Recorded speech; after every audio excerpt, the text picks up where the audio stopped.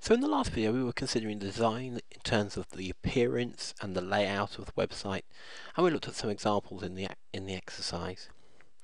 Now we're actually going to go on and think a bit more about how you yourself can start designing and structuring the content of your website. And this is very easily achieved through a type of activity, which I'm going to show you now, through the use of working in a group and using post-it notes. But before we go into the exercise, we need to actually consider what are the considerations we need to be thinking about going into the exercise. So the first things we need to be considering when thinking about our website, what is the objective of this website? What's the purpose of the actual users coming to it? And what do we want them to get from it once they've visited it? In terms of the audience, who do we want to come and use this website? Who's it targeted at? Is it something for small children, for adults, for academic learned people, the general public? That's another key decision we need to make. And then, when our users come to our website, what sort of tasks do we need them to carry out? Are there certain activities we need them to do, or forms we need them to fill in, or information they need to give us? And then also, what services do we provide and to enable our users to be able to achieve this? So, bearing in mind some of those considerations, I'm going to show you now a little bit of an example or an exercise that we actually carried out to design the careers website here at the university. So as I said, building upon those key considerations, initially we thought about what are the objectives of our website. Well, we know we want people to come to the careers website to be able to find jobs, think about ways in which they can gain experience, write their applications, start planning their careers, etc. Who's the website targeted at?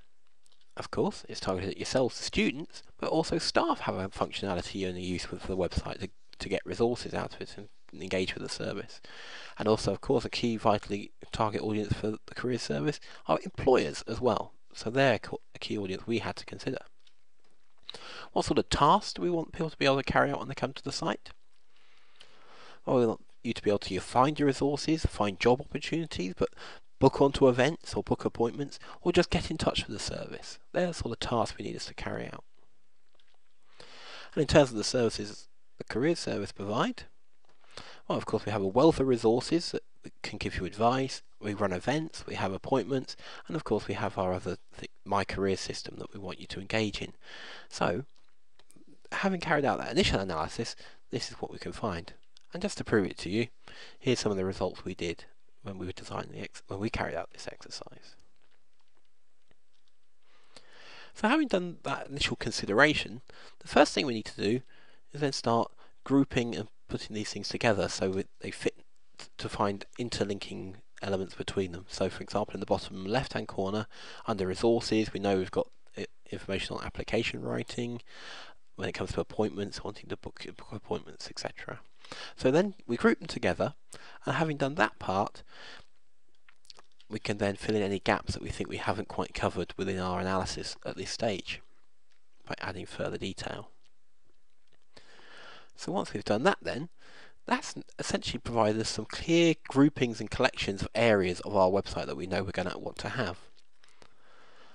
And what we then need to consider are what calls to action or phrases do we need to use in the design in order to get you, the user, to start to engage in those areas of the website. Having made those considerations, this very then quickly and quite helpfully helps us go on to structure our own websites, or structure the website. So in terms of the career service, what we did, having with those considerations in mind, came up with these top level headings of getting started, gaining experience, CVs, applications, interviews, jobs and opportunities, and transferable skills. Then once we've achieved that, we then unpack the rest of the content that we identified and how it can go underneath it. And then that happens across the site, and then we fill it out with any sub-content that we may want. But what you can see this has already given us, and quite clearly, is the top row could be the main headings or navigation links that we want at the top level of our website, and then when you've gone into those sections, the sublinks that we require or the sub-pages we may require within those areas. So this is a very simple process that you should now carry out in order about thinking about planning your own website for your event. Asking yourself those same key questions.